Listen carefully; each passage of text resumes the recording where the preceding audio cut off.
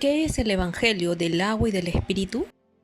El apóstol Pablo dijo, 1 Corintios 15, del 3 al 4, porque primeramente os he enseñado lo que asimismo recibí, que Cristo murió por nuestros pecados conforme a las Escrituras, y que fue sepultado, y que resucitó al tercer día, conforme a las Escrituras.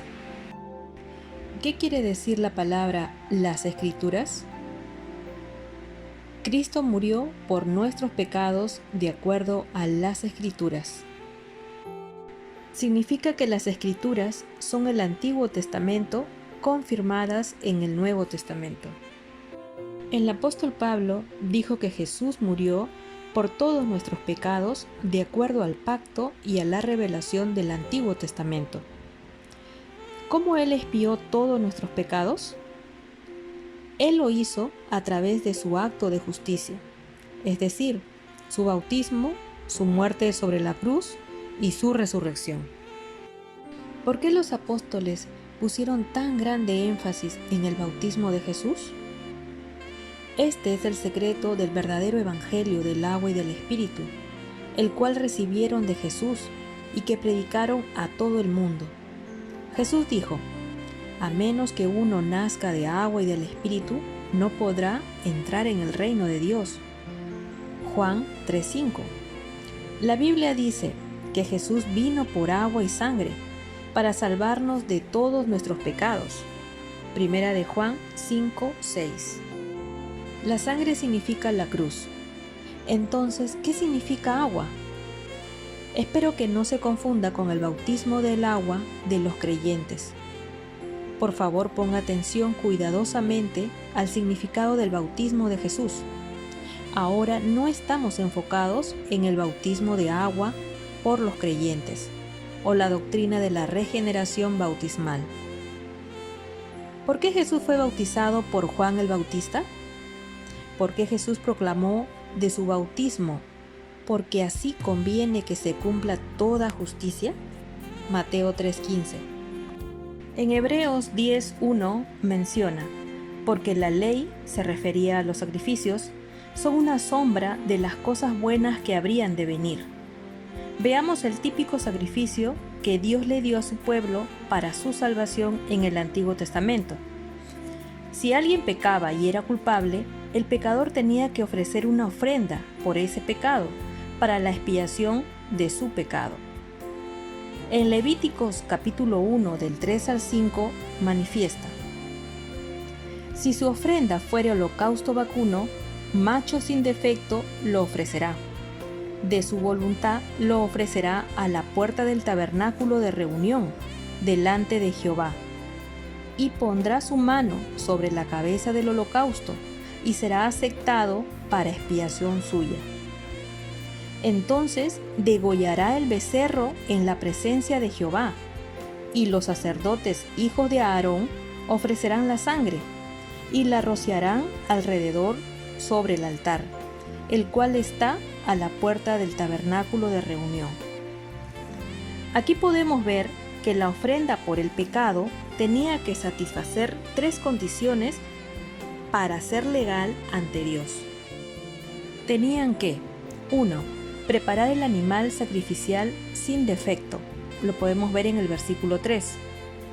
2. Poner su mano sobre la cabeza de la ofrenda. Versículo 4.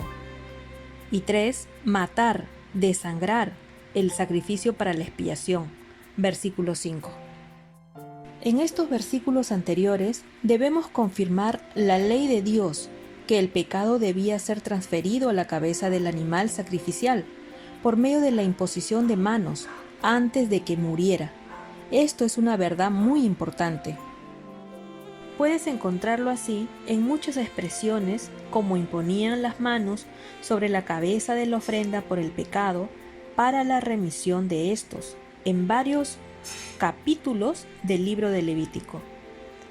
Cuando Aarón, el sumo sacerdote, imponía sus manos sobre la cabeza del macho cabrío, todos los pecados de los israelitas eran transferidos a la cabeza del macho cabrío. Cuando un pecador imponía sus manos sobre la cabeza de un sacrificio, sus pecados eran transferidos a la cabeza del animal. Por lo tanto, la imposición de manos era el hecho de pasar los pecados sobre el sacrificio. En otras palabras, significa pasar a. Entonces el animal debía morir desangrado, ya que la misma sangre era la que hacía la expiación por la persona. Levíticos 17:11. Sin embargo, los israelitas eran demasiado débiles para ser expiados por todos sus pecados, ya que no podían evitar pecar cada día hasta el día en que morían, aunque ofrecían ofrendas por el pecado cada vez que pecaban. Así que Dios abrió otra puerta para que ellos pudieran ser perdonados de sus pecados una vez al año. Era el ritual del día de la expiación.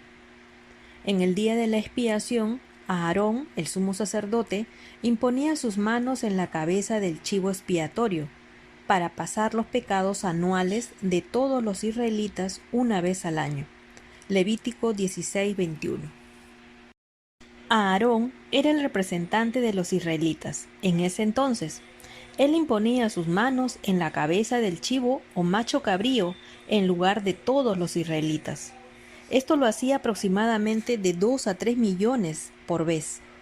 Los pecados eran pasados sobre la cabeza de la ofrenda a través de esta obra de la ley. Era un estatuto para el pueblo de Israel. Levítico 16:30. Esa era la sombra de las buenas cosas que habrían de venir. Hebreos 10:1. Ahora, Dios completó las cosas buenas que habrían de venir a través de Jesucristo. Veamos en el próximo video cómo Dios cumplió su pacto a través de las obras perfectas y justas de su Hijo Jesucristo.